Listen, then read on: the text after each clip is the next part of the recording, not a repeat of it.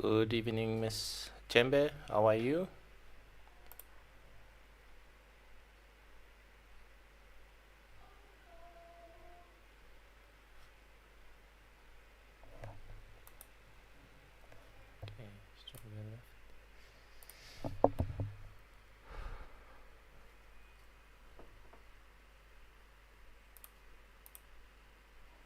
Okay, Okay.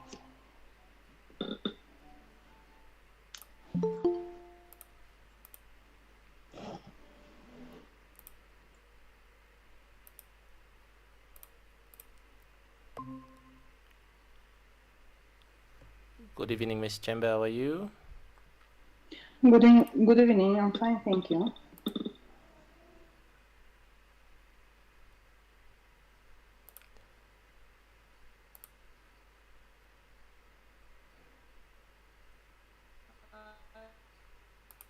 Good afternoon. Good afternoon, Miss Louisa. Hello. Yes. Come again?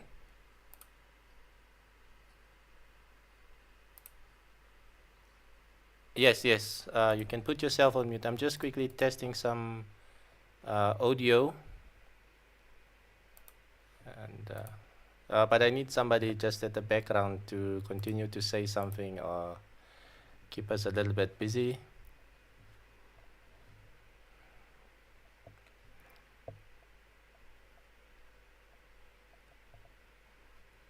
Or if somebody can just leave their mic on, volunteer Okay, to let leave. me be brave and try to say something on background. Okay, I can see it coming through. Yeah, that should be better. Um,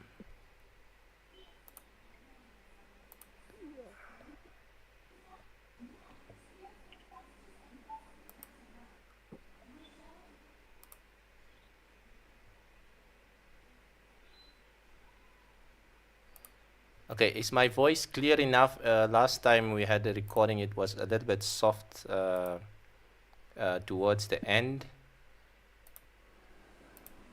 I think it's fine for now. I can hear you loud and clear. Okay. I can hear you as well. That's good.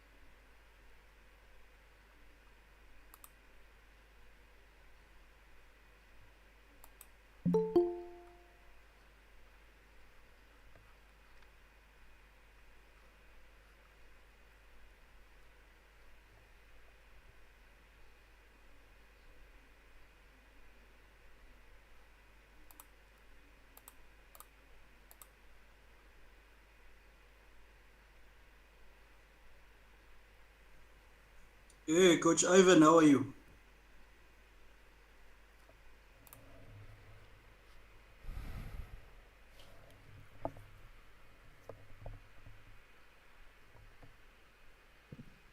I'm I'm good. How are you, Coach Ames?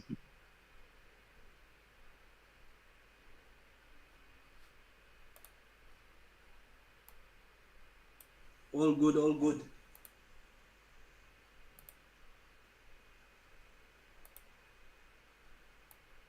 Good to hear. Good to hear. Can't wait for the meet for us to start. 6 o'clock. It is now 6 o'clock. We're just waiting for a few more people to connect.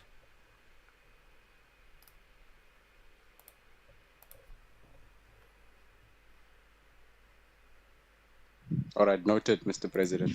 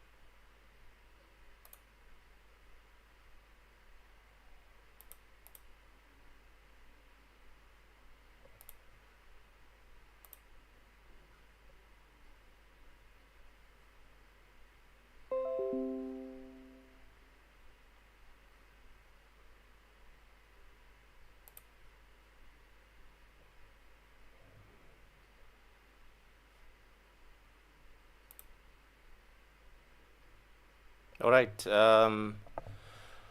Good evening, everybody. Welcome to this training session of Swiss Manager. I will be conducting the training today as the president of the Namibia Chess Federation, as well as FIDE Arbiter and technical expert in the Chess Federation as well.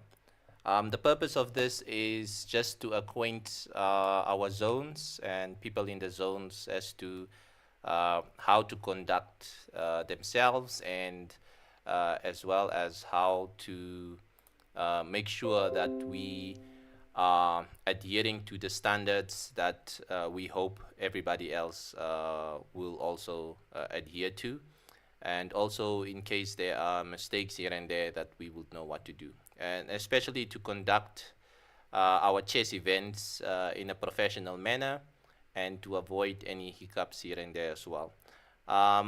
There was a request to do some training, so prior to this it was specifically designed for some of our newly joined and active zones, Zone 7, Zone 9, Zone 10, as well as some in Zone 5 and Zone 2 and Zone 4 as well. So we've opened up the training for everybody. It's not restricted to specific people, because we believe the more people who have the skills, the better the federation can function. And if there are any technical errors, we are two or more people can be able to solve or resolve issues when it comes to pairings as soon as possible.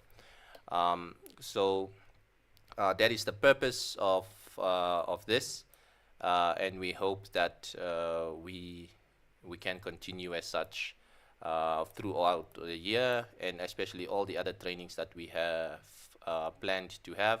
We will also hope that we can also get more people on board, because the NCF is currently lacking in number of expert personnel, and we hope that this could be curbed by having more people who do know how to conduct chess events in a professional manner, and also how to use the chess software or equipment that we have at our disposal. This is also a contingency plan in case I am no longer around or I'm unavailable. Then we still have people on the ground that can ensure that our events are conducted in a professional manner. Another reason is that we have a number of sponsors that are lined up that would like to join the Chess Federation.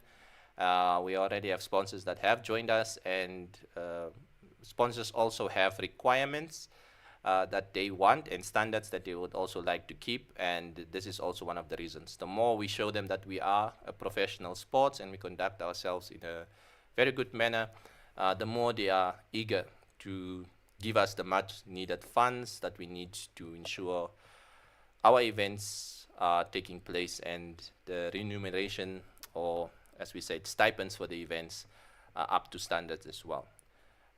Without that, can we just hear voices from everybody, just an introduction, who you are, which zone you are representing, and then we will get the ball rolling as well. Just unmute your mic and just say your name, surname. I'm from zone 1 or 2, and we proceed all the way as such.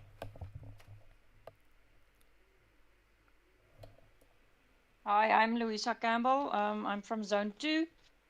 We've had our zonal just yesterday, so yeah, I just want to improve the zone as well, so that's why I'm here tonight.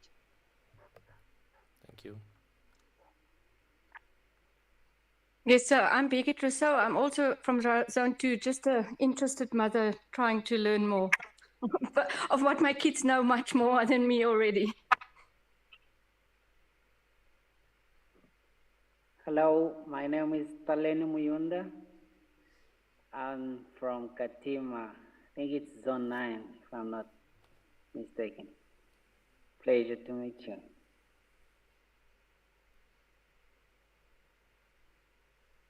Hello, Hi, everyone.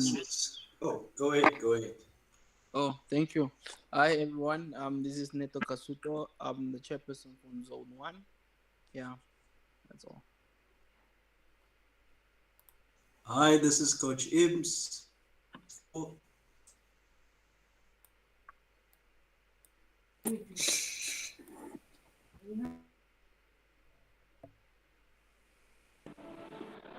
My name is Anna Chembe. I'm from Zone 7, and we are expecting our tournament 10th February, so it's very useful training for us now. Thank you.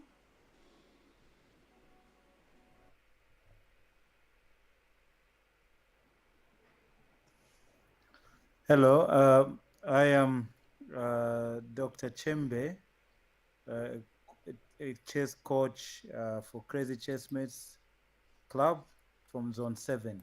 Thank you.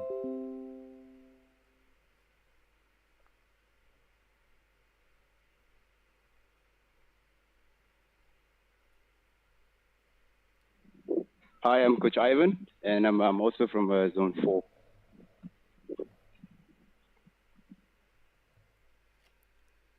All right. I think we've heard a lot. Welcome, everybody. You are welcome. And it's very good to see that especially the zones that we are doing this for have joined.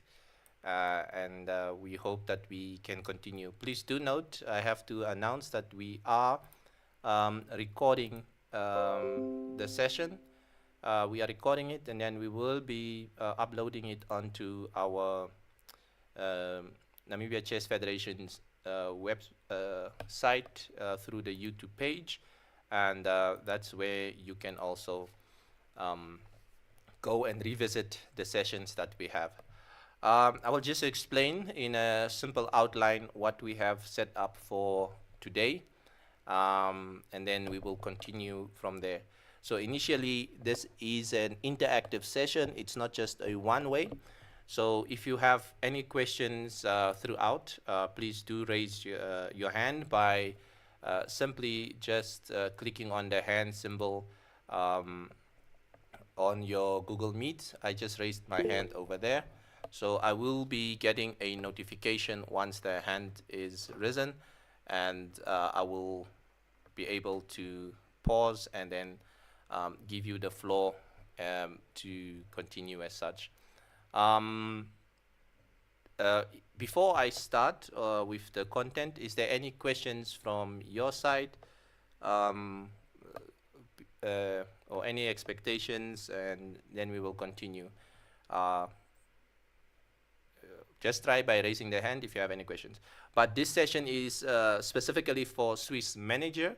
We will have other trainings for other chess softwares and equipment and setups that we use within the NCF throughout the year. So we will communicate those through to the various WhatsApp groups and emails as well.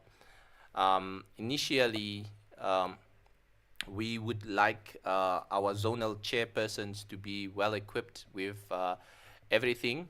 That means within the zones, we want to have more personnel as well. And especially when we are conducting bigger events like junior championships, we sometimes need additional people to do pairing softwares or to run certain equipment, so that the rest of us can focus on the other aspects that needs to be done as well.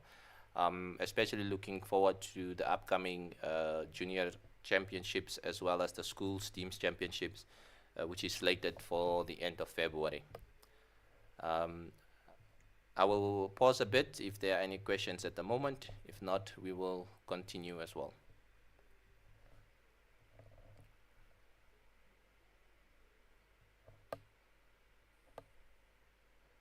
Okay, I do not see any hands, but please do note this is an interactive session, meaning that we would like you to also engage us, ask questions, and continue to ask as we learn.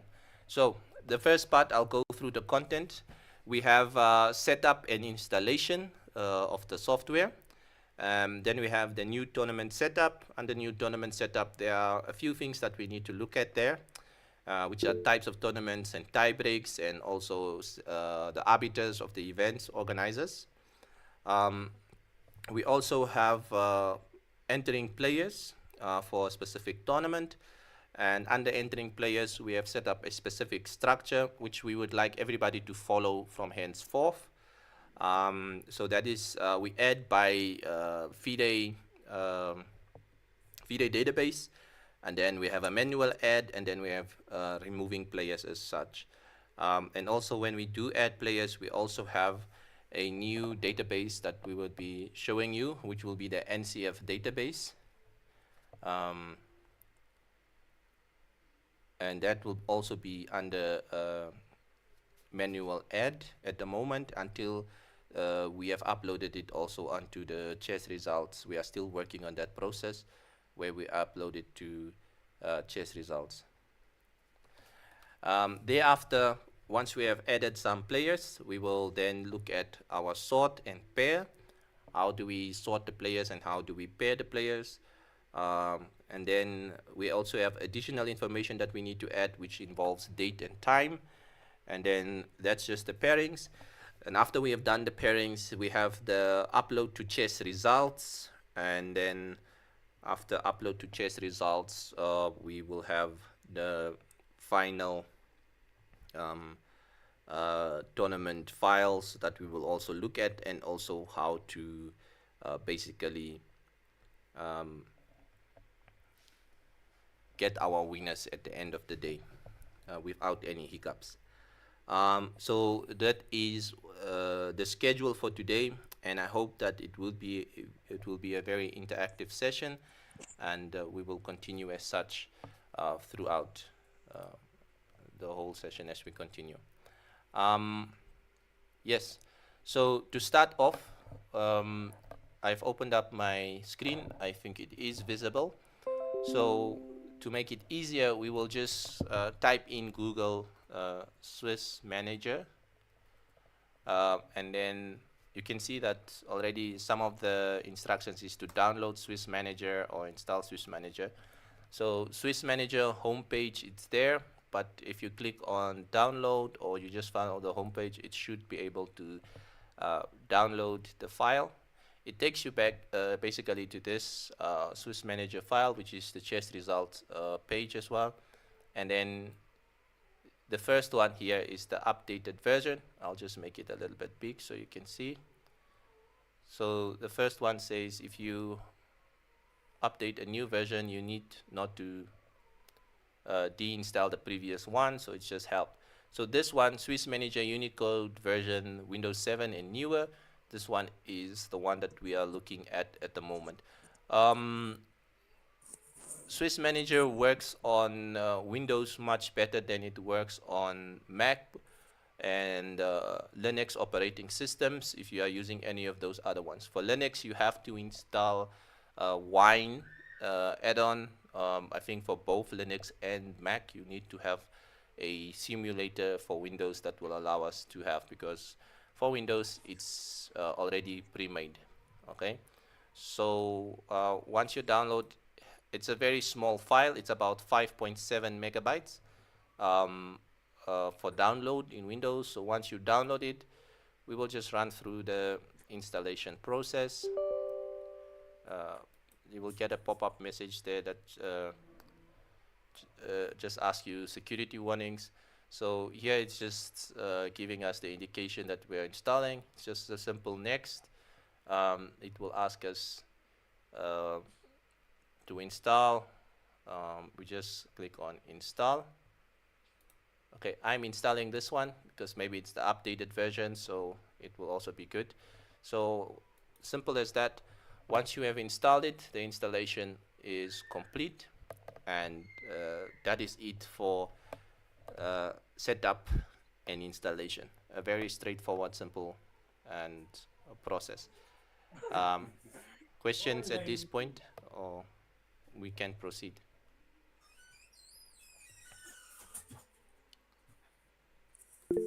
IMS Chess?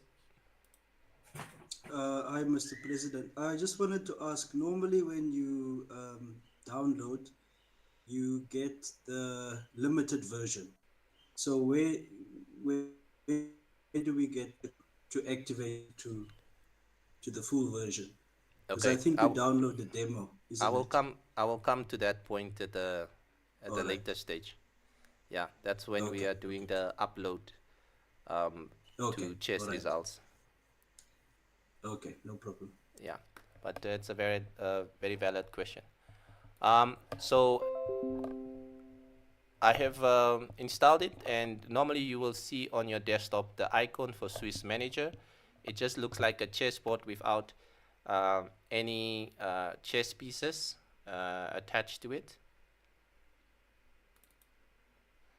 And once you open it up on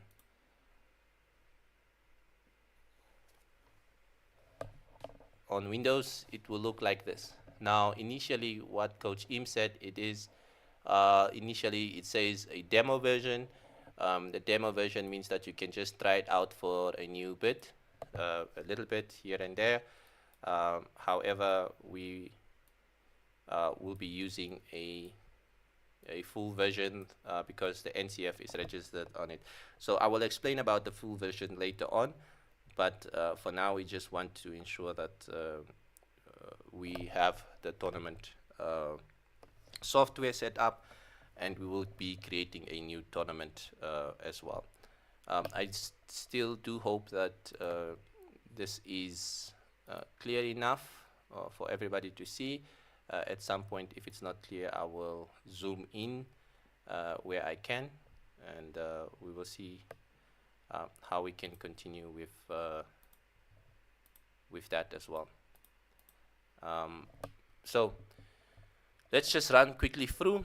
On top, it looks like the old Windows programs that we had in the early 90s as well, with the menus on top, and then we have a shortcuts at the bottom, and then it's just a display window here. This area is normally where it views all the options that we are going to say. So we do have a file menu, input, pairings, report, output, round, list, other, ratings, internet, Windows, and help. So these are the ones that we have. So help is available, but it's a lot of documentations that you need to read. And as we know, most people do not like reading. And so there is very few content on YouTube. It's very difficult to search for the content. It's not easily available, but you can get it. So for now, hopefully with this video also on YouTube, on the NCF YouTube page, you can go back for reference purposes. So either to set up a new tournament, we can click the blank page on set up new tournament here, or you can go to file and select new tournament. There's also a shortcut that we have there. So I am not sure. Let me just quickly see if I can make it big enough, but I can't make it big enough here. But for those who will be joining us later on YouTube or so, will probably be able to see the windows a little bit clearer. Okay, so I am just quickly transitioning from what we have there to others. So the window that you are currently seeing is having options of the tournaments that we are going to be having.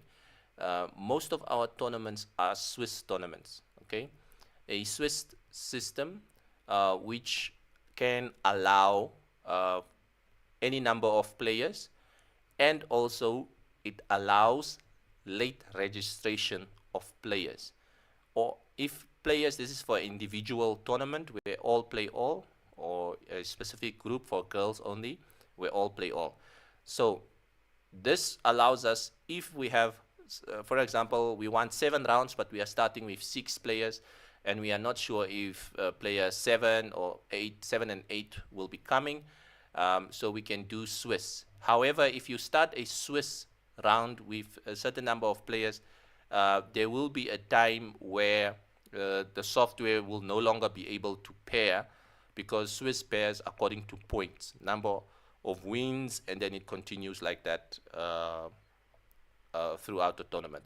So sometimes you might have 7 players expecting 1 player extra to come late, but the player doesn't come, and then your tournament ends at round number 5. So round number 5, the tournament says, sorry, I cannot pay round number 6 because I do not know what to do. We are missing some people. All the top players have played each other and we don't know. So in that cases, you will have to do a manual pair for the next round, else your tournament will end at round 5 instead of round 6 as you initially hoped for. Swiss system with teams. So this one is team tiebreak, as also similar to Swiss system for teams. That is basically what we are referring to in a nutshell. Round robin means all players play all players. So you also have to take note that each player will play every other player. This is especially good if you have very few number of players and you would like them to either play more rounds. So you can choose a round robin as even a double round robin or single round robin. Double round robin just means that a player will play each other twice, one as white, the other one as black. So that is the examples that we have there. Round robin for teams, it's similar to Swiss for teams, but just in a format of round robin. Initially, we will select a Swiss team for this example, but you can always go and try out the other examples for yourself as well. So I will select Swiss because most of our tournaments are Swiss, and it will bring up this window, and I will just quickly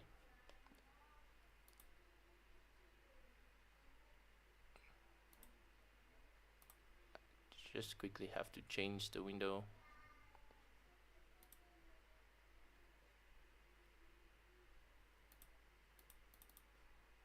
One moment. So we do get this window popping up. This is just to save the tournament into our local file system. So you will see that the tournament files are called TUNX. That's the name of the file type that the tournament will use. And we have noticed that most people make mistakes here already.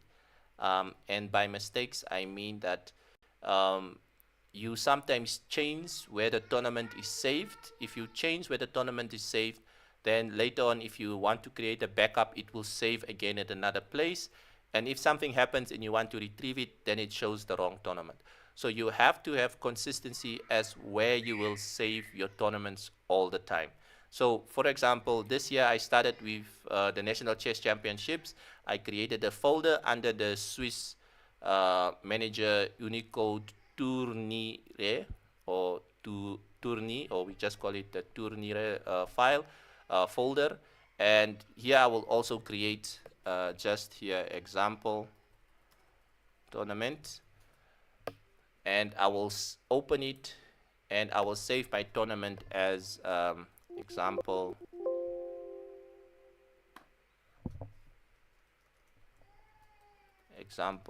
Swiss. So once your tournament has been saved, you will get this file that pops up. And just a moment, I'll just try to make it big again.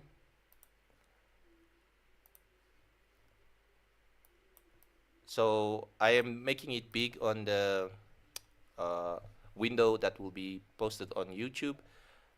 So that's why I just asked for permission a little bit to wait. So this tournament dialog box is the main one for setting up our tournament, and most of us will start here. And first you will have your tournament name, so I'll just call it NCF Trainin Swiss Manager 2024. Okay, so the tournament name here is the one we are normally doing. Now the tournament name here must be the same tournament name as on your regulations. So we normally accompany our chess regulations with this, and for the tournaments that are sponsored by a sponsor, the sponsor name should also reflect here under the tournament name. So if it was sponsored by Bank Windhoek, Bank Windhoek will go in there. So Bank Windhoek tournaments will always have this name, Bank Windhoek 2024, and then the rest of the tournament name. So that's just an example of how we want it. Some sponsors want their name at the end. It depends on how they want it. So we do have to respect this, because if there is money coming from a sponsor, they would like to see the tournament in their name, and it will also reflect like that online. If we do not do that, they always have a problem and say we are not representing them back, their branding better. The remarks here, if you have some remarks, for example, some tournaments or some events, we cannot put the name of the sponsor there. So here under remarks, we can now also put proudly sponsored by, okay. We can also put in there proudly sponsored by Bank Windhoek or proudly sponsored by your sponsor. And then you can add this little button to say show on chess results. So this proudly sponsored comment will also be showing on chess result. Sometimes we put in here women only, if it's only girls or anything like that. So these comments are a little bit okay, very important for sponsorship or branding, because it will be highlighted a little bit better. Now, the following parts are very important, because it will give us an idea of who is organizing the event and so forth. So what we need in the following places here, and excuse me, I will just pause for a while because I need to open up one of the windows, and just to show you a little bit something here quickly.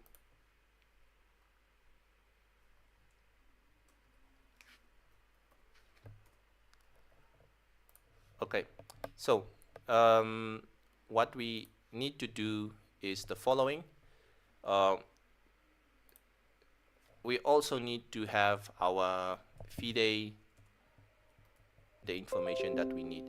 This includes our organizers, our players, and everybody as such. So for organizers, since I will be using Emmanuel Garisep, since he's on here, I think it's 1M, if I'm not correct. No, double M. Okay, double M, thank you. And just underneath here, you will see there Emmanuel Garisep is under the Namibian flag. And if you click on it, but normally I like to open on a new tab because I would like to preserve this search option for me to search for somebody else again. So under Emmanuel Garisep, here is his full name. And then the most important part here is his FIDE ID as well. So under the name, I will just highlight the name, Control C, and then I will go back to my Swiss manager, and as I'm back at my Swiss manager, I will Control V, and then in brackets here, you have to put it in brackets, is his FIDE ID. So I will go back to the FIDE website, and I will also just double click on his FIDE ID here, and then I will go back to Swiss manager, and inside the brackets, that's where we will paste the number. So the reason we are doing it inside the bracket is the software cannot recognize anything else if it's not in the bracket. So inside the bracket means this is Emmanuel Garisep's FIDE ID, and it will be recorded on the software as such, even when you upload it. We will see just in a moment when we do it again how it will look like as well. So website, we always put in the Namibia Chess Federation website, www.namibiachessfederation.com. And the email is very important to add the email as well. So if you are the zonal chair and you have the NCF official email, please use the NCF official email. If you do not have the NCF official email, please use the email that you have set up on either registering on the NCF site as well. So the email that goes normally here is either the organizer's email or the chief arbiter's email that we can look at as well. So here we will just put an tournament director TD at NamibiaChessFederation.com. Time control. The time control is now basically deciding what type of event are we going to be having. Is it a rapid, blitz, or is it classical event? So if it's classical events, you will normally say, okay, it's either 75 min, and I type with min as in small letters so that we can see there. And you can always put in here plus 30 seconds like that. So this says 75 minutes plus 30 seconds. So that's what will show on each player's side of the clock. That is for classical games. Sometimes it's 90 minutes plus 30 seconds. Okay, so you say 90 min is in one word and a plus, and then 30 seconds, and it will recognize it as such. For rapid games, if it's a 25-minute game, so you will just put 25 min. If it's 30-minute game, so we will put 30 min. And if it's, for example, these days people like with increment, so it's a 15-minute plus 3 seconds increment. So then we will just say 15-min plus 3 sec. So we try to abbreviate it short so that it can become easier. Normally, this information you will also find if the tournament is registered for FIDE rating. We will also post it on FIDE, and then you can just duplicate the information that is there as well. For Blitz, we will just say 5-min game. If it's with increment, 3-min plus 3, or is it 2 seconds now? 3-min plus 2 seconds. Tournament director. Now, the tournament director, organizer and tournament director sometimes are the same people or same persons, but initially we want the organizer to be either the zonal chair or the club president or somebody else, and then the tournament director is somebody who is going to be running around the tournament and making sure that everything is fine. So for us, we are going to use some of the names that I already have here. For tournament director, I will just use Mr. Mestizo van Veek. So I'll go back quickly at FIDE. I will search this.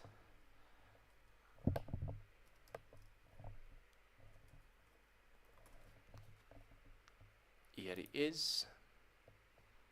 And I made a slight mistake. I clicked on the name because it will remove the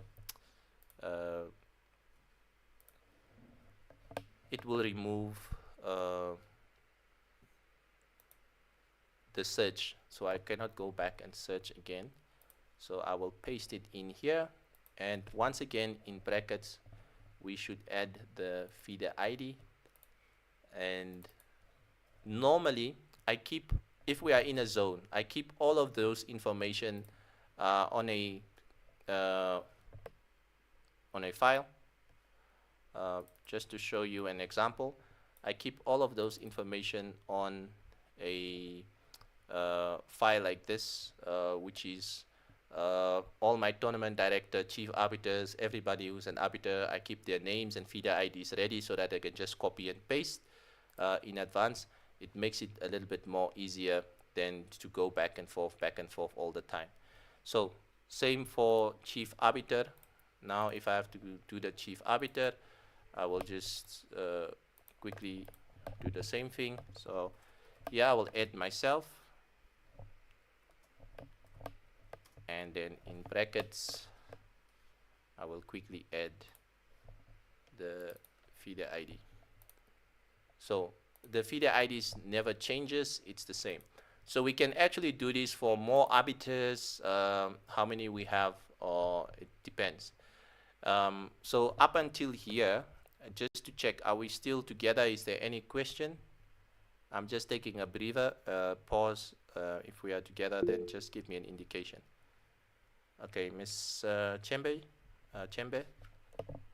Yes, I have a question about tournament director, chief arbiter, and everyone who will be leading the tournament. What if they are not FIDE registered, if they don't have FIDE ID? Is that so principle, or it's just the name what is really matter?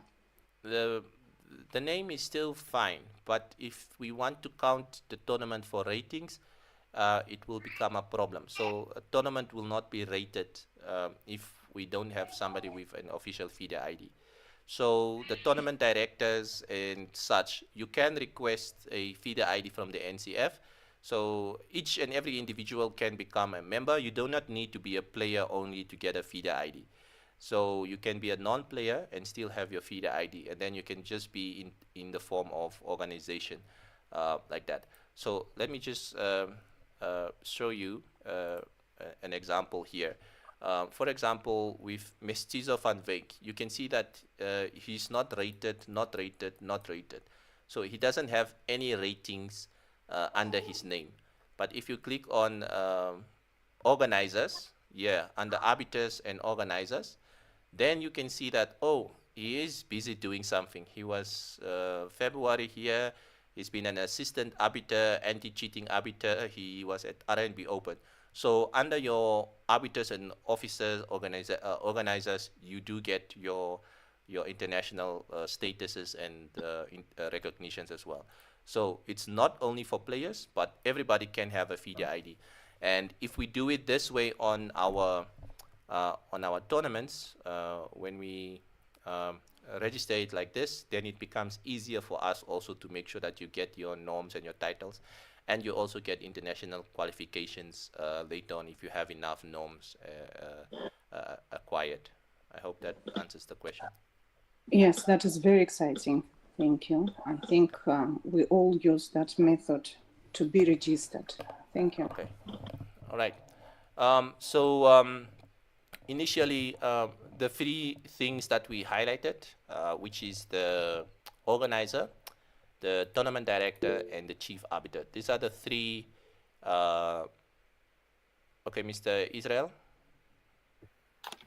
Yes, I just wanted to find out in terms of the organizers, because I've seen most of the tournaments, we put either the entity that is organizing the tournament, let's say maybe in this case, the Namibia Chess Federation, or in other cases, you'd find that maybe it's this zone or Coastal Chess Association. Is it fine if we can maybe then keep that one to that entity that is organizing, since we have a column for tournament director underneath? Okay, so that is a good question. So initially in the past, that's what the guys used to do. However, if you put an organization like Coastal Chess Association's name there, then Coastal Chess Association's name will not be able to reflect on FIDE organizers as well. So if you put a person's name here, for example, Emmanuel Garisep over here, and the event is registered on FIDE as a rated event, then Emmanuel Garisep will get a norm for organizer. So if IMS wants to become an international organizer, they will first check, does he have any prior organization event? But if you put Coastal Chess Association, then that norm does not go to any person because there's no person attached to it. So we lost a lot of organizational norms by putting in the club or zone or Coastal Chess or the Namibia Chess Federation in there. So we have lost as Namibia a lot of norms because we could not put in somebody to associate it with. So the system does not see the group, it only sees the individual that is registered with a FIDE ID. So unfortunately, our clubs are not registered with FIDE IDs. It's only if you are registered maybe with a FIDE accredited academy or something under FIDE, they will issue you with a FIDE ID that you can put in there, and then maybe it will go to it. But professionally, put a name of somebody with their FIDE ID so that they can acquire norms. That is what we should do. Okay, thanks. All right. As I said, those three are,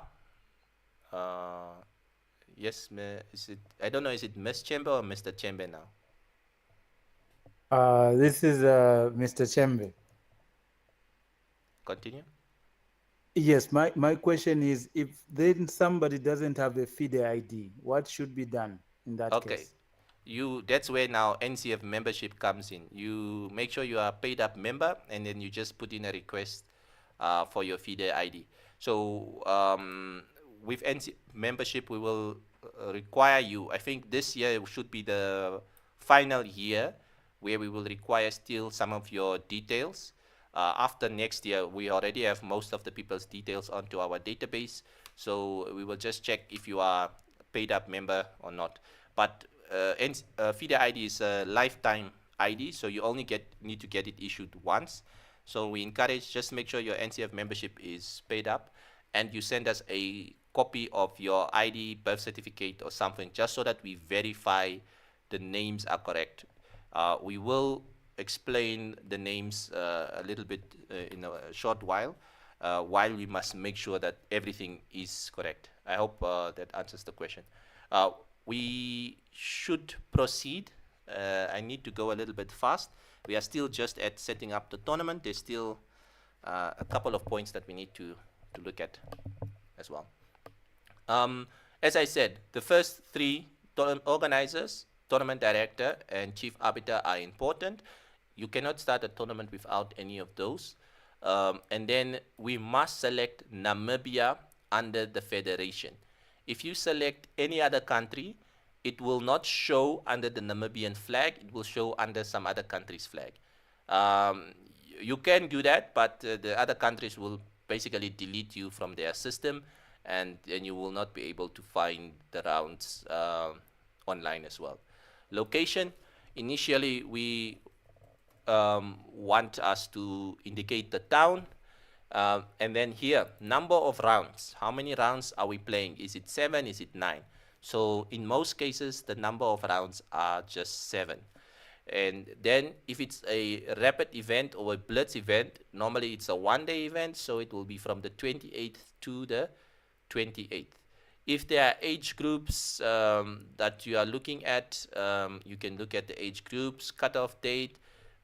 Normally we do not change any of these things here unless we are expert and we know what we're doing, especially when it comes to the, for example, the senior 50 plus and 60 plus tournament. So we will remove all the younger age groups and just leave the S50 and S65 so that we know it's a senior championships that's taking place. Then this replays points for by player. This points for by player, initially these days they put a 0 if we don't want to give players with a buy a point, but normally we put a 1 so that the player with the buy to get a point. In Namibia we still put a 1. Replays, do not change it because it will say that the player can play another player twice, so we don't want them to play twice. It's normally just once.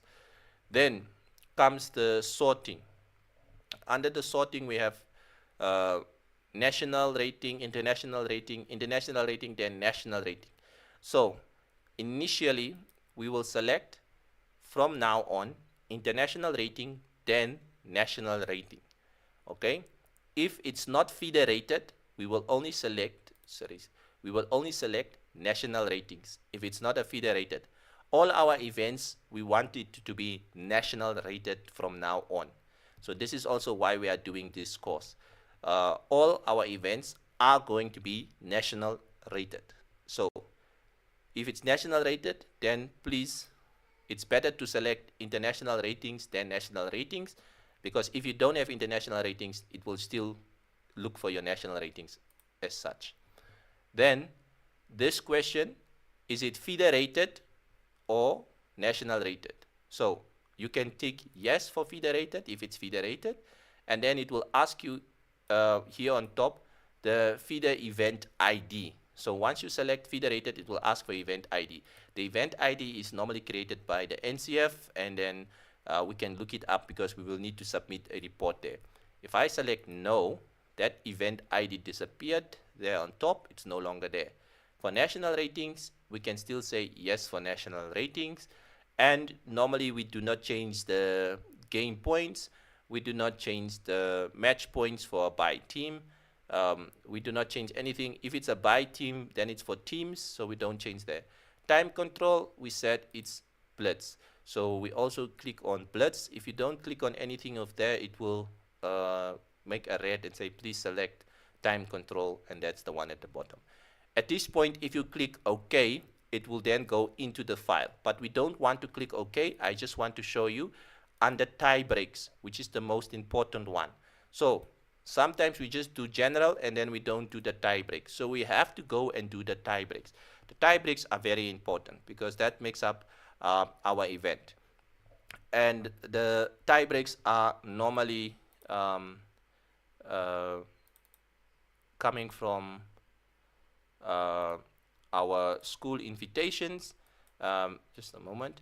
And you will see somewhere under the section of your regulations, you will have the tie breaks indicated there. So now let's try and follow this tie break. This is for, let me just check, Zone 7 tournament. So the tie breaks here, I'm just going to use for zone 7 as an example. They have a lot of tie breaks there. But let's see if we can find all of them in the tournament as well. Okay, just for interest sake, progressive score is normally, the ones that we normally use is direct encounter, progressive score, and then we can use median buchholz and buchholz.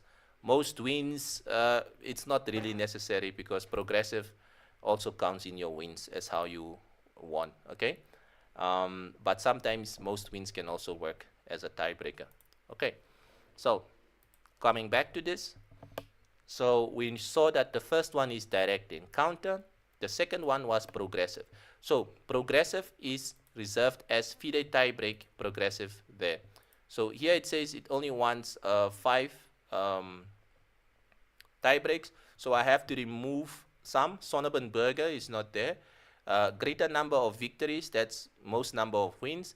And then we will add now progressive FIDE score. And we must also sort them according to how the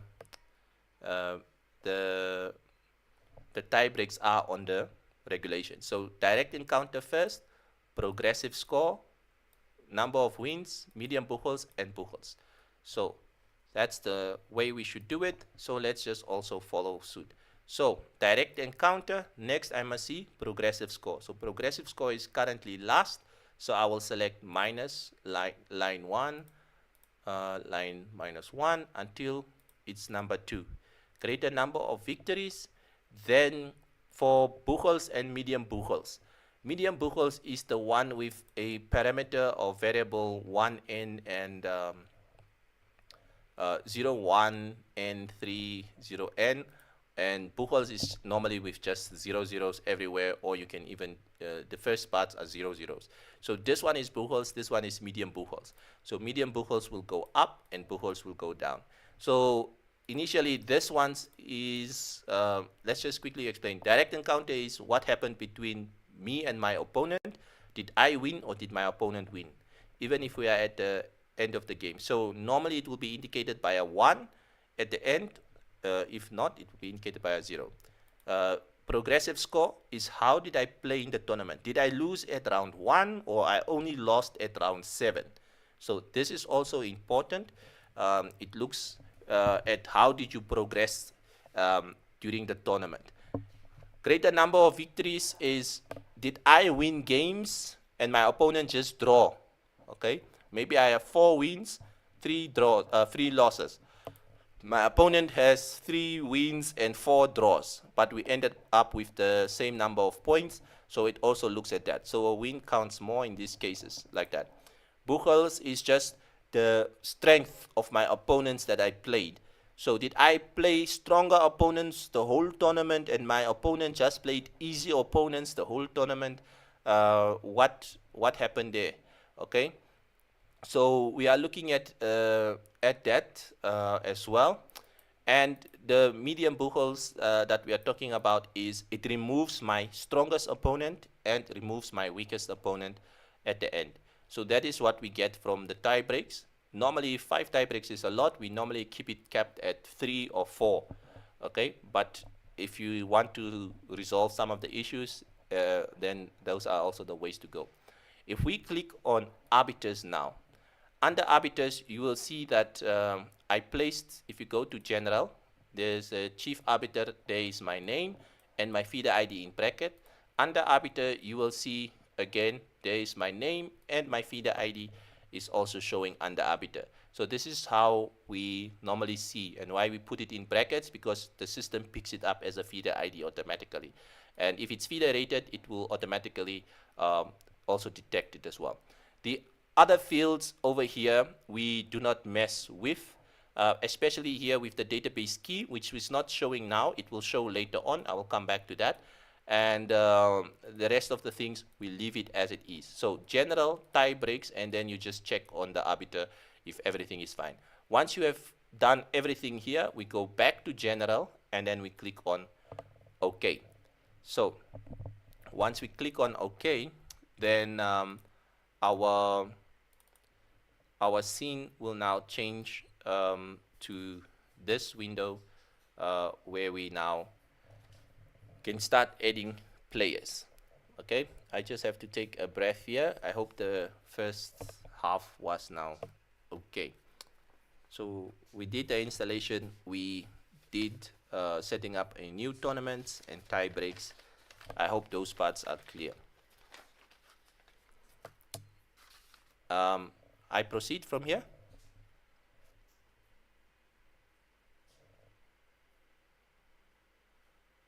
May I proceed? I'm just checking if we are not sleeping.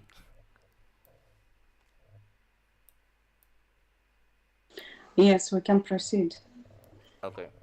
So in this case, when we are adding a new player, there are 3 ways we can add a new player. But before we add a new player, we can actually already upload the tournament onto chess results, which will it show online as well. So once a tournament is created, we can actually create a tournament already now for a later date. For example, all zones can create their tournaments, and as the registration comes in, we can already start entering the names of the players like that. So that is just clicking on internet and then upload to chessresults.com, and it will then generate a database key, which is this one over here. Once the database key has been generated, your tournament is now uploaded onto chessresults.com. So I will quickly just show you that the tournament is showing on chess results, just so that you can see. So this is just to type in chess minus result, and if you come to the home page, normally it will show you at the home page. Just make it a little bit big so that we can see. So if you come to the home page, these are all the countries, federations that are on there. We will select NAM for Namibia, and under Namibia, there you can see the Bank Windhoek 2024 NCF training. If you click on it, it will show all the information that we added in the tournament, what the tournament is about, average rating, and there are no players currently. So this is the first part that you see. So remember that comment that I said. You can see the comment is coming in very strong, proudly sponsored by Bank Windhoek Namibia. It's showing very, very clearly more than the rest of the information of the tournament. Location is Windhoek. If we have additional links, for example, live games, we will do that training on a later stage of how we can add our live games and also the rest of the tournaments there. So our tournament is currently online and live. I will explain about this more as we continue with the sessions. Hopefully we will get to that point. So now we come to adding players. So to add a player, we have the first method, which is add a player from FIDE. If your players register and we ask them for their FIDE IDs, then we can basically add the players as such. I am just going to be using a previous database set that we already have from players who registered before, also just to show you how it is done.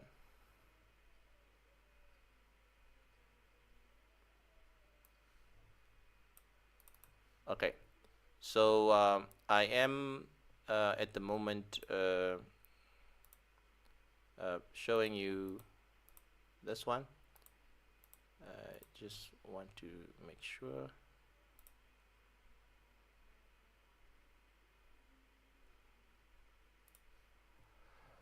So I will use the let me use the 2023 NAM Open or the qualifiers, one of those ones. Let's just see which one has a FIDE ID. So normally this one is better because I've asked more players. I'll just remove the highlights quickly.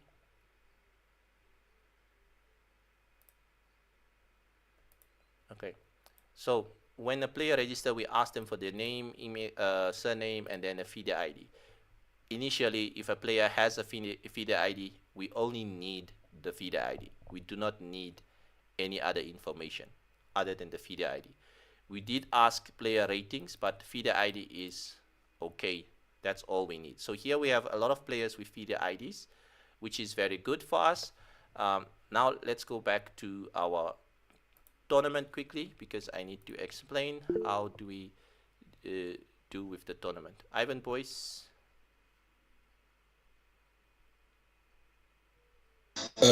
Sorry. how does a player get a FIDE ID?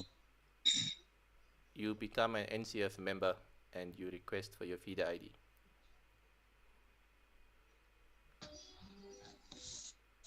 Okay. Yeah. Or if you are not an NCF member and you play in one of the NCF rated events, you also get a FIDE ID. If you are a NCF organizer or something, we can also issue you with a FIDE ID. So that's the ways we can get it. So now I want to explain how do we use FIDE IDs to easily enter the data. Because if you look at this one here, if I have to enter all of this information for everybody, and sometimes our tournaments are having 500 players, it's too much to enter all that information one by one. We can easily also get our local rating list. But for now, we are going to go to import rating lists, and you will see under import I already have imported mine, but you can also import new ones if you click on import rating list. And then if we click on select rating list, and then you select FIDE, anything with FIDE. So there's FIDE Rapid, FIDE Blitz, and then there's just FIDE. Then there's also here national rating list. So national rating lists, data is also one that we are trying to work on now. It's currently not working, but please select FIDE, and then you will see that FIDE will select a zip folder automatically for you, and then it will say data validated from when or where, it depends. So normally this one, we do not put in any information there yet, but we can always try to put Jan, and then you put in 2024. So it will start from Jan 2024, and then we click on start import. Then it will say starting download FIDE rating list here at the bottom.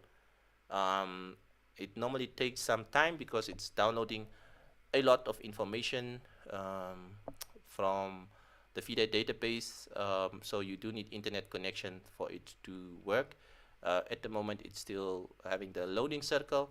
Once it's completed, it will notify you that, okay, your rating database is up to date and it's working fine.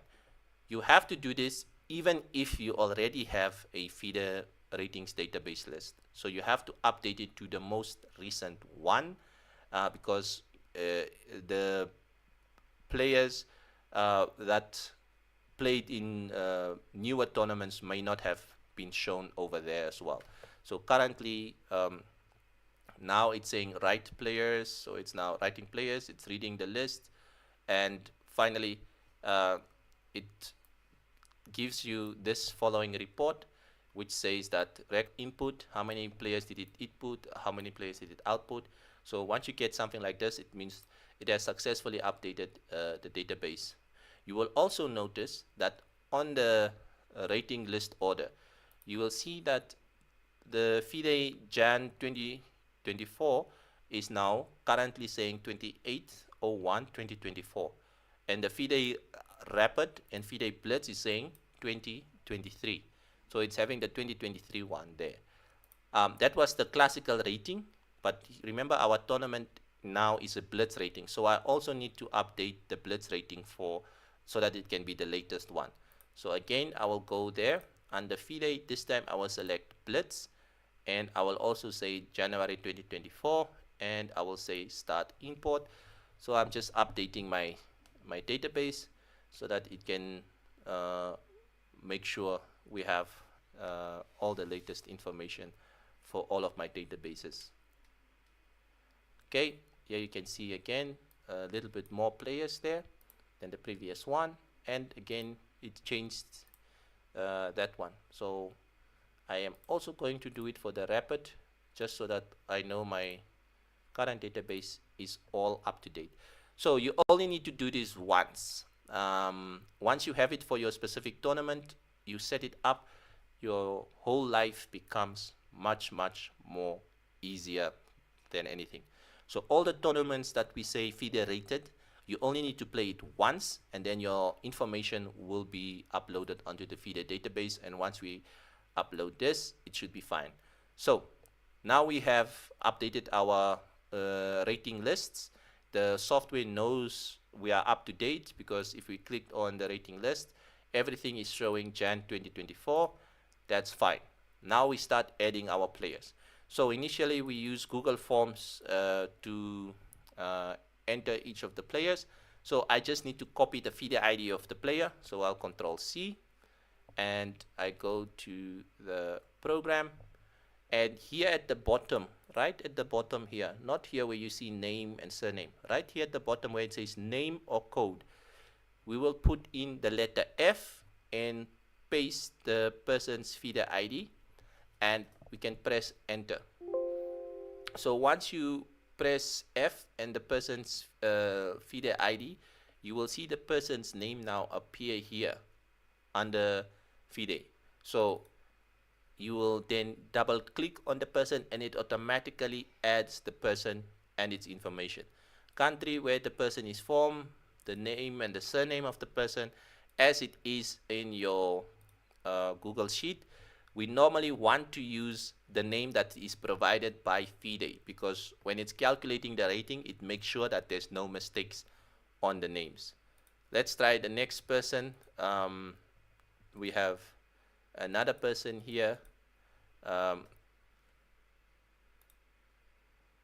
Again, so I'll just press F, Control V, enter, and then here it comes and it gives me different names. So I want the Blitz rating of the player, so I will select the FIDE Blitz rating of the player, not the standard rating of the player. So we are lucky this player has a rating, and we continue to do it like this. So it's just now copy and paste. Let me just select one of the Namibian players here again. Control F, V, enter, and I will tap on that one. So for some players who do not have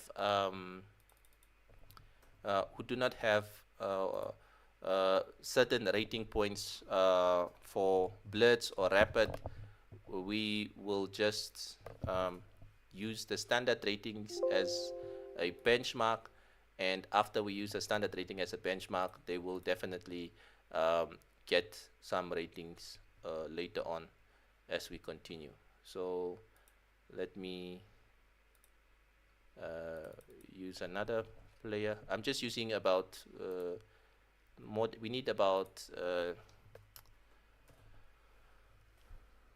8 players in order for us to conduct our tournament with 7 rounds. Otherwise, it will not show. So again, entering players, which is a difficult task, becomes very simple and very easy just by pressing an F, and then we add the FIDE ID of the player in. If a player does not have a FIDE ID, we will just show you a quick example, because as we know, some players do not know their FIDE IDs, or they have forgotten their FIDE IDs, and that becomes a problem. So we do have this Strauss Hermaeus player here, which doesn't have a FIDE ID, and we said that for cases like that, we basically go back to FIDE, and we just search for the player's name. Let me just click on ratings again. We just search for the player, and here is the player. Currently the player does now have FIDE ratings, so I'll just copy the FIDE ID, and here I will press F, Control V, enter, and you can see all these ratings appear automatically there in the system for us, and we are good to go.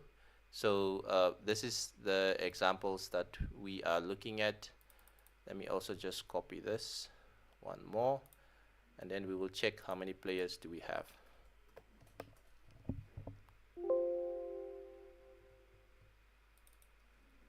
Okay, so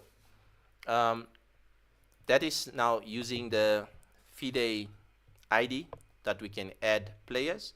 The next one we can add players is by manually adding players. For example, a player just now comes and plays this tournament, is their first tournament. So for the first tournament, we go to input, and then we go to enter players, and then you will see the current players that you have already registered using FIDE. And if you have a new player that is not on this list, then you will now click on import manually. Now under import manually, this is now where you enter the player manually. So when it comes to manually entering a player, we would like you first to look if the player is having a NCF ID. That is a Namibia Chess Federation ID. So players who have been playing chess for many years in the Namibia Chess Federation, we gave them an NCF ID and also an NCF rating. So this is their national rating according to the Namibia Chess Federation. Okay, so the player we are looking for example, is I will use Khoa van Zyl, or Van Zyl. So I'm using a search just to search for a Van Zyl. So we have a Van Zyl JW, we have a Van Zyl Hendrik, we have a Van Zyl John Peter. So John Peter is normally Johan Van Zyl, and we have Guan. So I realized that this is the two names, is the same person, but we will rectify that as well. I just want to say Guan must use his original name and not the nickname, especially Zone 2 people. Please do not use nicknames, use original names, because the system will not pick up. Everybody has a unique ID, and we would like to rectify that. So the ratings are also based on you specifically here. So this ratings is more than the other one, and we hope that it can also build up on this one and not on the other one as well.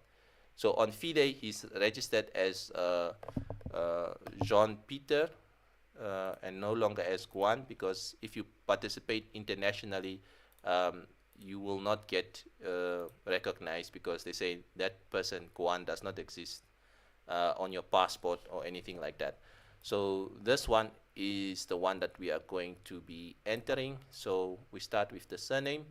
So I will just copy the surname, and then under here where it says last name, I'll double click and paste.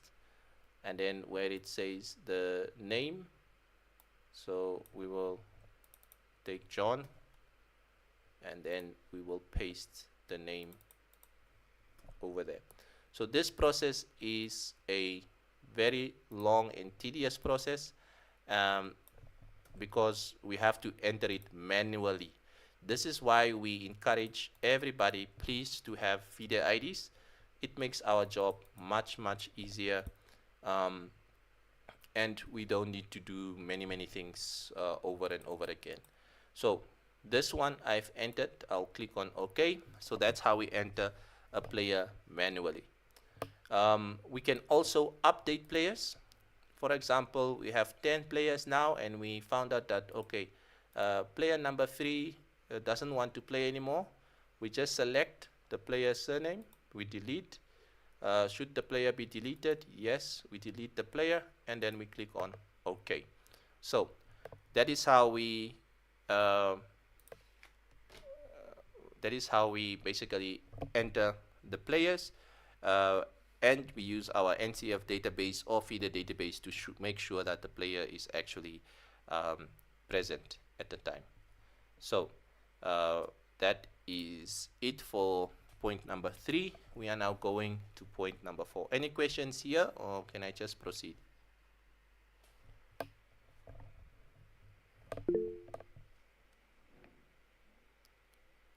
Ms. Campbell. Sorry, I just want to know if you put in, like for the zonals with the schools, if you put in the birth date of the player, I mean, you put them in manually and you put in the birth date of the player, will the system automatically put that child in the right section, or must you still say that child is under 7 or under 8 or under 9? Or does the system do that for you if the birth date is put in? So if you use the FIDE type, it automatically puts them under type. Okay. If you use the FIDE rating database, for example, you will see here Li Yang Yi is under 8 and Genius Ikhlakla is under 14. But Yuan Peter or Guan, I entered it manually and I forgot to put in the age group. So also there's no date of birth indicated there, as you can see. So the ones that are not up to date are there. There's also a problem. A lot of FIDE ID people have wrong date of births. Some have 00, and that's why the NCF was requesting for full birth certificates so that we make sure that the player is details are correct on FIDE ID. Okay. For example, the player here from Botswana is having a FIDE ID but does not have a date of birth. And this is sometimes where we give wrong prizes to players, or some players say, but I am 12 years old, but I didn't get the under 12 prize. And this is a very good and important question you brought up as well. So you will see that the FIDE ID here for Guan also is not showing. And let me just now show you. I'm going to quickly copy.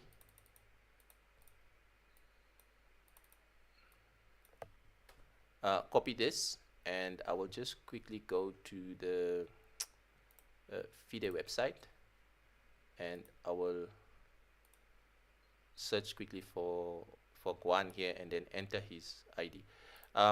If you do not know the player's date of birth yourself, it will be best that they have provided you with a full birth certificate at the tournament, so that you can at least enter it in at the tournament. Else, it will remain blank. Player cannot say, I'm under 12. We do not take words anymore. We need proof.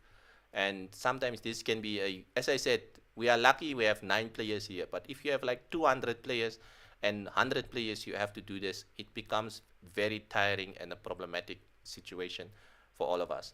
So I just want to show you now that here is Guan Van Zyl, but no FIDE ID, no age group. Currently it says he's born in 2012, and 2012 plus now should be under 16, I believe, or under 13, I'm not sure. But let's see. I'm searching for, let me just close this. I'm going to enter players, and I'm going to search the FIDE database for Jean-Peter. Yes, Jean-Peter. And currently it's saying it's under 12, it's over there. But now if I go to update players, I'll have 2 John Peters, one with a FIDE ID and one with not a FIDE ID. So this one will now have 1300. I'll just add that national rating there, but it's 0 here. The age group automatically appears, and then I need to delete the double entry so that it doesn't show anymore. So for players who you know the age groups, they can be indicated there. Players whose age groups are older, the age groups do not appear anywhere here. They just go into open section, okay? And the date of birth, normally if you add the date of birth, it doesn't add the type. So at the type, you will just go and say you 30, for example. You have to put it in manually there, okay?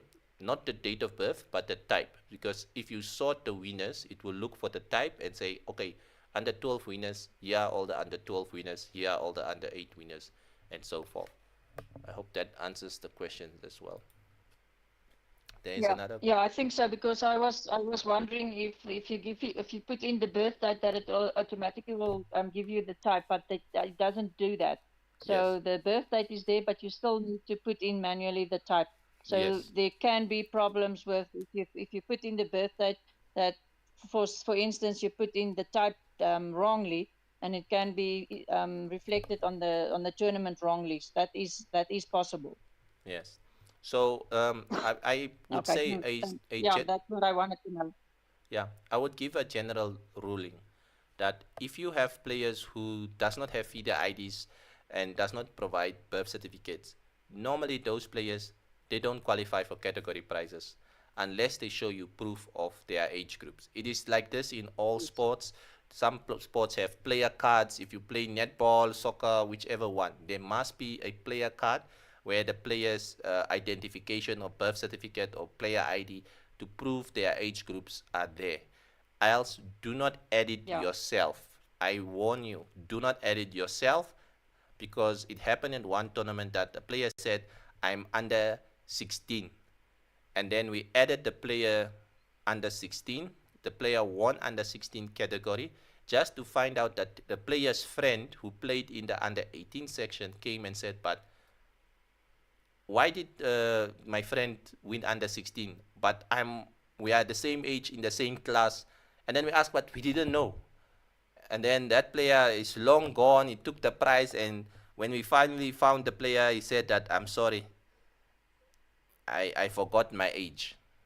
And this Yeah. can be very, very bad towards the tournament, because people will say there was cheating involved, and people will always talk. No matter if you do something right or Yeah. wrong, they will just say that you were involved in cheating.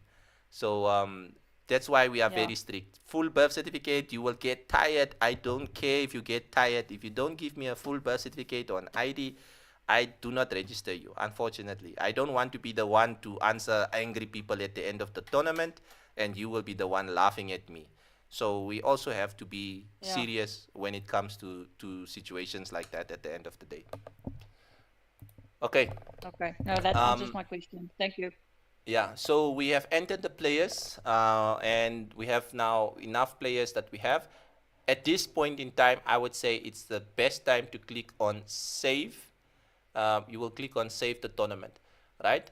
So once you click on save the tournament, you can also go to internet upload. But in most cases, if you have the demo version, it will not upload on the internet here. So demo versions also go only until round number 5 or round number 4. Then it will ask you for a code. Now, the code basically belongs to the Namibia Chess Federation. It allows us to upload our tournaments onto the server for our members, for our clubs, and so forth. It is not a code that belongs to individuals. We do not just share it with anybody. You must be an NCF member, or you must be a zonal president conducting something in the zones before we even give you access to that code. If we find out that you are posting things on our server under the Namibia Chess Federation's name without being a member, without registering with us, we will definitely hold you liable, and we can sue you for damages, because this is reflecting on us internationally. As I said, it belongs to the Namibia Chess Federation. It is one of the things that we say, if you are a member, you get access to this. So anybody who is not registered as NCF members, you cannot just post things there. We do give provisions for zones, zonal presidents. That's why I'm saying that please put your FIDE ID up there, so that at least if we check or view the tournaments, I can clearly see, okay, this is somebody that I know or somebody that is registered with us. We can proceed. Else, we will screenshot it, all the details that are there, we will remove it, and then we will write a letter to you, hopefully with our lawyers also, to tell you, please, you are liable for damages for using our systems without paying. Unfortunately, everything costs money. We are also paying money. Most of the members do not know this, but we do get bills from FIDE, especially for rated events and things like that, and we have to negotiate on some developmental prices on things like that. So the NCF do pay. This is not for free. We pay for these services, and we normally pay through our membership fees that the people register for our membership throughout the year, or registration fees that we use. So anybody cannot just use it. I would recommend for zonal chairs and registered academies, once you reach the demo phase, please just call us so that we can activate it for you. To activate it, you go to other and then you go to install, and then it will ask you for enter the code, and then you will enter the code, and then it will read as follows. This program is installed. User Namibia Chess Federation, full version, and then everything else will work fine. This also involves, for example, if you are a registered member last year, and then this year you did not pay your membership fee, but we see your tournament on chess results. If it's not an NCF event, we will remove it, okay? And then we will screenshot it, and then we will tell you, please, we charge now. The NCF Exco will decide, hopefully at the council, how much we must charge the person for illegally using NCF facilities without our consent. So it says there, Namibia Chess Federation is registered under us. It's under our flag, and I hope that one is clear. We have completed the players and the upload. Let me just do internet upload just to show you. Once it says OK, I just want to show you that it does show on chess results now. Remember, previously there was nothing. So once it's there, it now shows the players are registered on chess results. So we normally upload the events, and then we ask the players to say, please check if you have been registered already, so that you don't come on the day of the event and now say that we must register you. Okay, so those are the things that we are looking at. Now, you will also notice the following, that the players here that I uploaded, it says starting rank, but it says 2019, 16, 16, 15, 11, 13. So here, there's a thing where we have to go back to our tournament, and then here we have to go to input, and then you say resort starting ranking list, and you click OK, and then we can now go and upload. So before we do the pairings, you must always go to input resort starting ranking list. That's an indication that we have completed our ranking list for all of the players, and we can now print pair the players according to their rankings correctly. Okay, if you don't pair them according to their rankings correctly, you will have a case where a strong player plays weak players in round 1, or plays at board 7 in round 1, and then he climbs slowly to come to board 1. But the strong player was supposed to play strong players at board 1. And then this can also be seen as cheating at some points, and some players and parents can argue that no, the certain player started at the bottom and only had easy opponents, and now they are coming up, and by the time my player is tired, now you are facing this player, while the other player only had easy opponents the whole tournament. So to avoid such incidents, we recommend that we please sort it and then pair. Okay, if a new player comes on, again resort the ranking list, hopefully before we start the round. With that said, if you click on compute pairings now,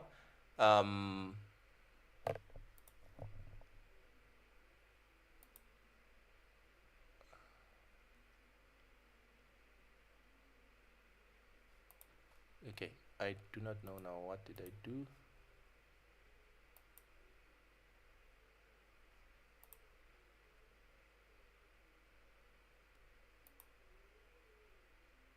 Okay, my tournament window is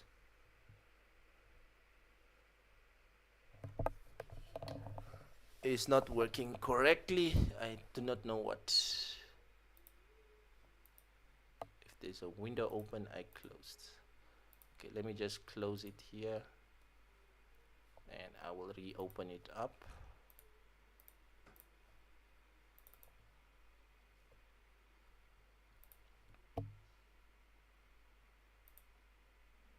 Okay, so okay, all right, So I brought back the tournament. I don't know why there was a hiccup over there, but I could not open it up earlier on. I just want to check my players are all still there. Yes, everything is fine. And now when we go to compute pairing, it will bring up this small box and then you can start pairing. But before we compute pairing, you have to go to input and then you enter round dates and time. So for feeder rated events, if it's a feeder rated event, you must enter the date and time. If you don't enter the date and time, it will not correspond. It will give you an error. It will say feeder rated, please enter the date and time. So it shows you an example how you can enter the date and time over there. So it will be 2024 /01/28. And normally this is copy and paste able. So we can just right click and control V. Since it's a one-day event, it makes life easier. Since we started with round 1 at 1800 hours, I just put 18H00. And normally for Rapid and Blitz, we can say that each round will be 1 hour away, or if you decide it's 45 minutes away, that's how it goes.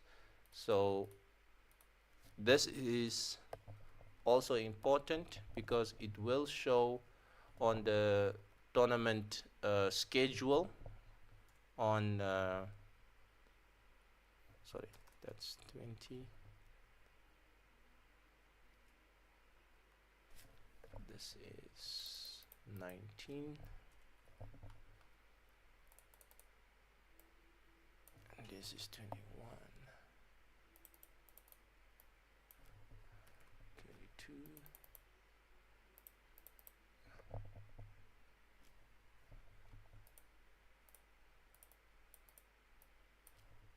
23, and this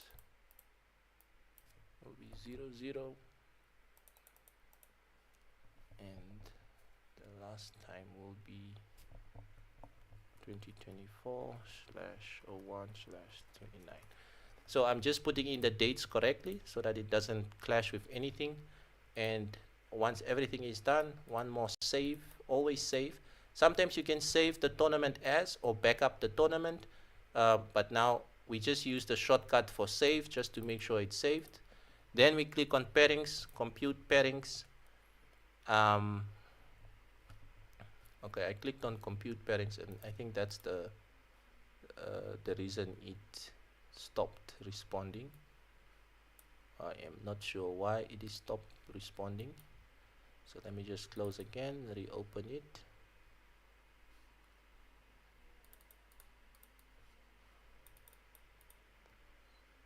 Okay, now pairings compute.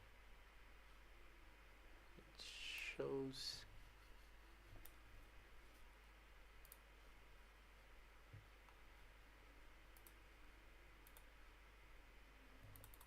Okay, I am not sure if it's my PC which is having some kind of error,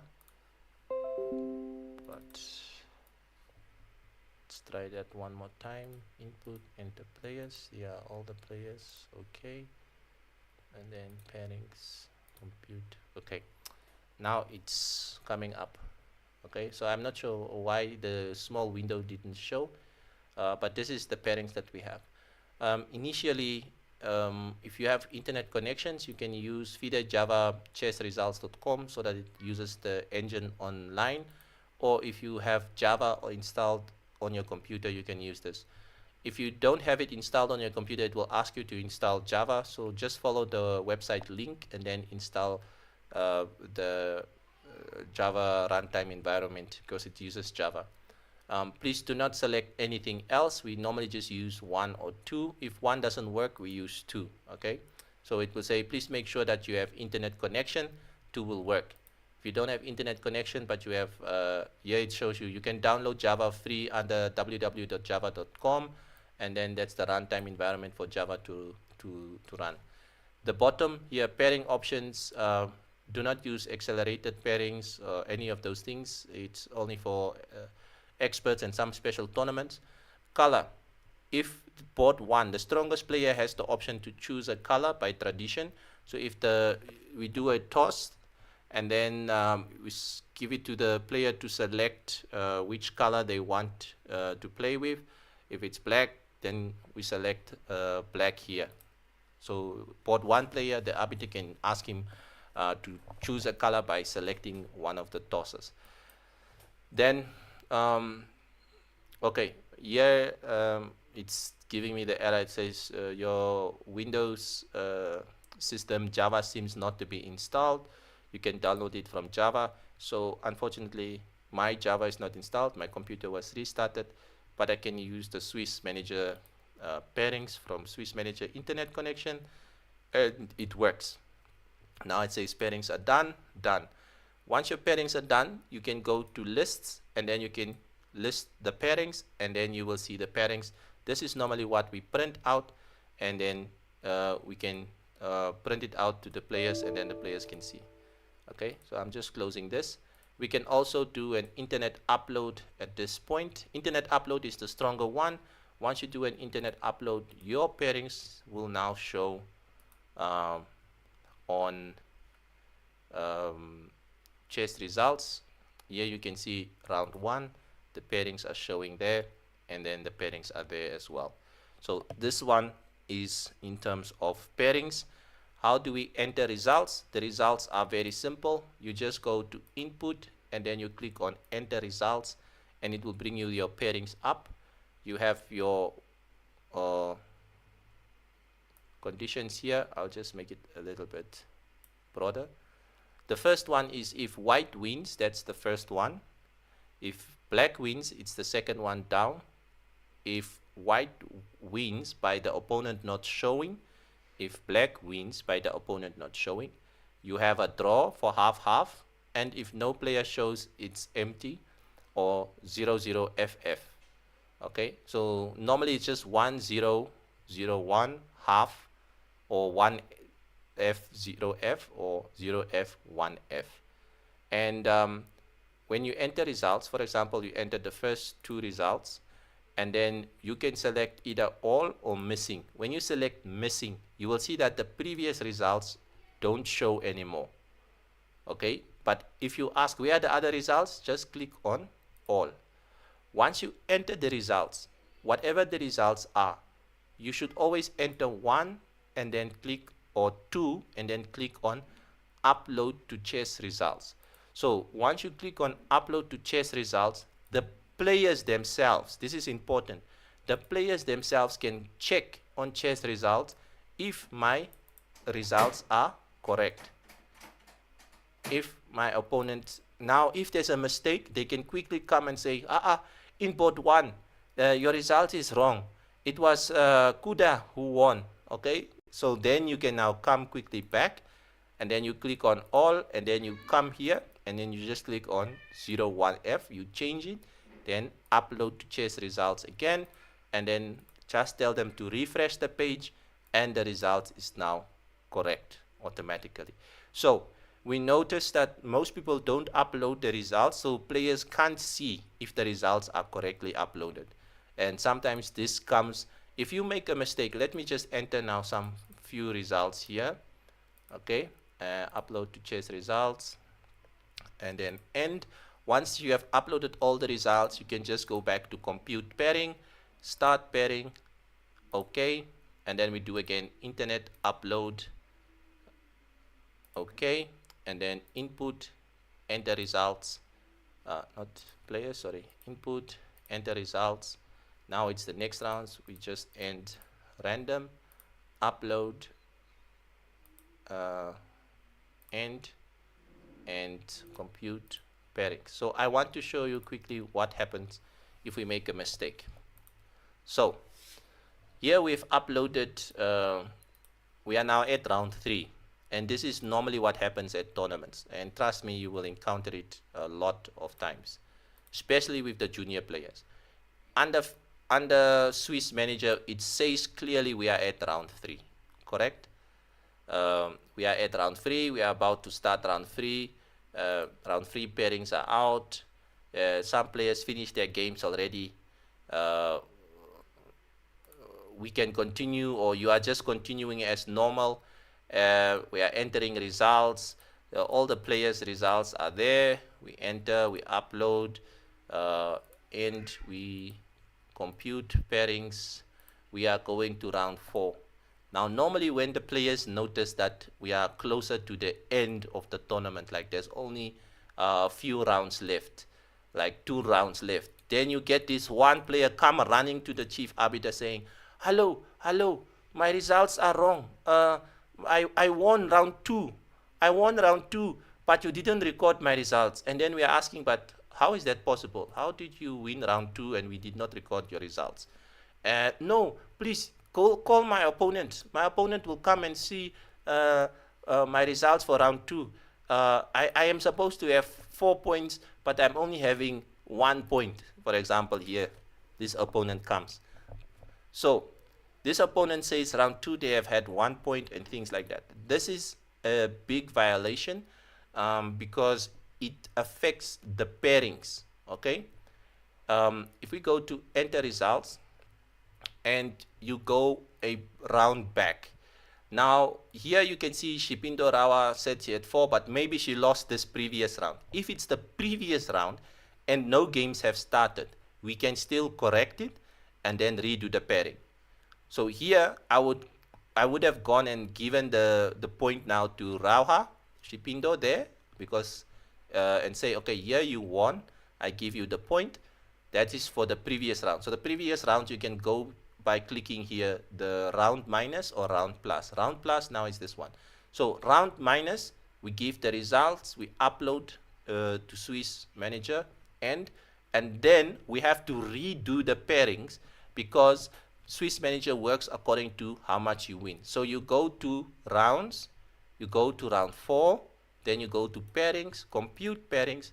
You will get this important message. Attention, this is not the common, most current round. Should the round be newly paired? Yes. Should old pairings be cancelled? Yes. Then we have repaired it. And then I will click on start. And OK. And now it will ask you to back up, replace the old file. Here you have to say yes, because now we did something that affects the database. Everything is now going to change. If I refresh my Swiss Manager over here, now you can see that for the new rounds, round 5, Rawa Shipindo, it also affects now something here. Now we got a buy and some things are not working fine still. So you will have a problem. Let me just go to internet upload. And then in most cases, let me just refresh again. Okay, now you can see Rawa Shipindo is now correctly paired with 2 points and is now playing another opponent. And the person who got now the buy is now Jean Peter. So it can affect how the round goes. What I do not recommend is you change the result of round 1 or 2. You cannot change round 1 or 2 results when we are at round 5, round 6, round 7, round 8.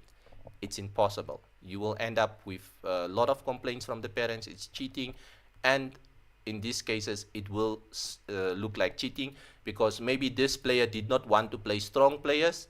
He wanted only to play weak players. Now this player is collecting points. All the rounds we have one player who's collecting points.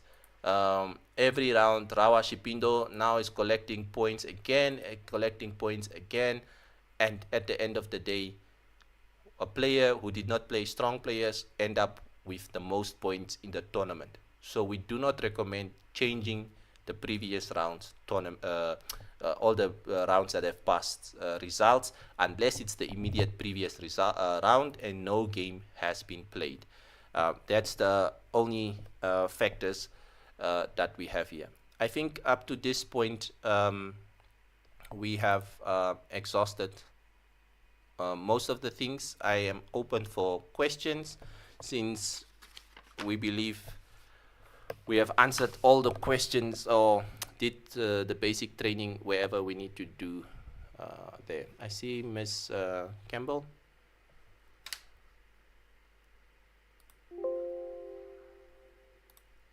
Miss. No, I have no questions. Thank you.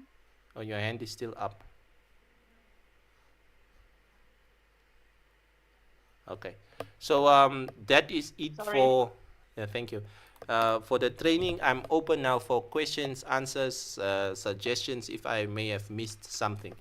I will upload this video onto YouTube so that we can review and check it again at times like that where we need to have a reference point as such.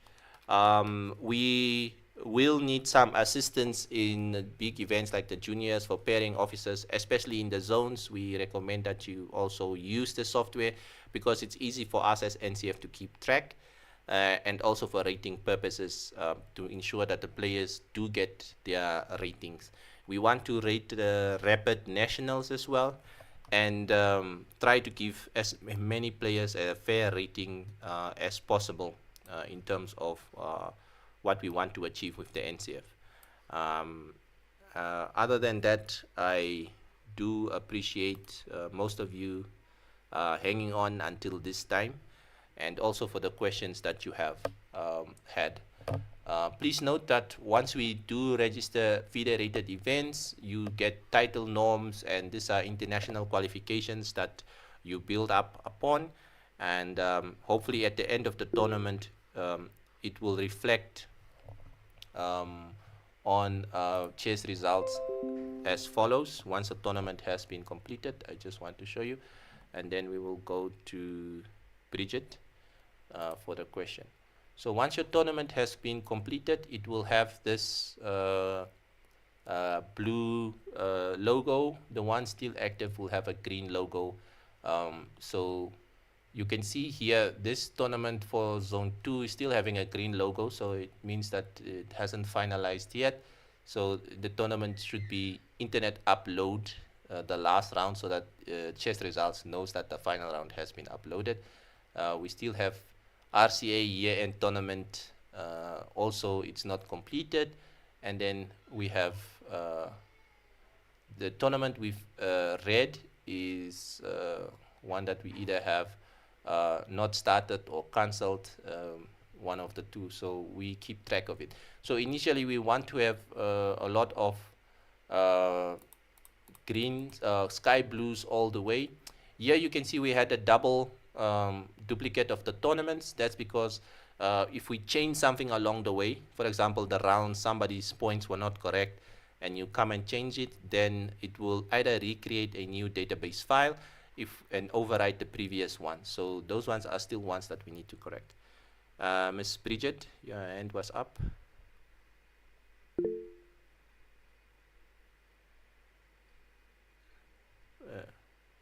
Bridget? Was it Birgit? Oh, sorry, I was on mute. Yes, sorry. No, my question was answered because it was around that green dot on our tournament that wasn't finalized yet. Yes, so you have to fine. Thank you. internet upload and then it will be finalized. Thank you. Any more questions other than that? We can call it a night. I know I kept you a little bit longer, but thank you very much for joining. I hope this helps, and please do spread the message that they can follow it. We will share the link to the YouTube video where members can go and see how it is done. And just a fair reminder, just to highlight key points, please ensure that once we are here on chess results and you scroll down, your tie-break systems must also show here at the bottom. Okay, so that's also an indication that you are already correct. So make sure that the tie breaks are correct earlier on in the rounds and not towards the end. Then we change the tie breaks, because then it also is assumed cheating, because here you can see there are 3 players with 3 points, but just because we put one of the tie breaks on top of the other one, for example, if we use tie break 3, greater number of victories, and as tiebreak 1, then this person will be number 1. Okay, so then it can affect our results, and then at the end of the day we will have problems there. Okay, so ensure tiebreaks are fine, and then our players' ratings are also correct all the time. All right, thank you everybody. I do hope that for the zones we will conduct our chess events. We were supposed to have this meeting before the zonal championships, but because of holidays we shifted it a little bit later. Most of the zones we've informed you that you have until the 17th of February to complete the zones. We have been informed by the NSSU that next week, the 3rd of February, is when most of the schools are supposed to have their inter-house athletics. So the 2nd and the 3rd are inter-house athletics. If they are on Saturday or the Friday, they are concluding, so they might have to shift the tournament scheduled for the 3rd to the week of the 10th or latest the 17th. So any zonal championships that are coming after the 17th will not be accepted. Okay, so we have those ones. If you can have your tournaments on the 3rd, please do so. On the 10th and on the 17th is the last date. So I'm just also announcing here so that we can spread the messages clearly. If possible, have it as soon as possible. Thank you. Any questions, any comments from that? We will have more training sessions in the future, but please stay tuned. Our official list of NCF zonal chairs, representatives, and appointees, we hope to release by the 1st of February. So we were saving everything until the 1st of February because that's marking 1 year when the NCF Exco took office. So we only took office 1st of February 2023, and we want to release all the information on 1st of February 2024. So there is a delay on official documents because that's how we decided to, it's like a birthday. So we want to acknowledge 1st of February 2024. All right, other than that, thank you guys for joining, and do enjoy your evening and chess in the zones. Thank you very much. Thank you. Thanks a lot. Bye-bye. Thank you very much. Bye. Thank you so much. Have a blessed night.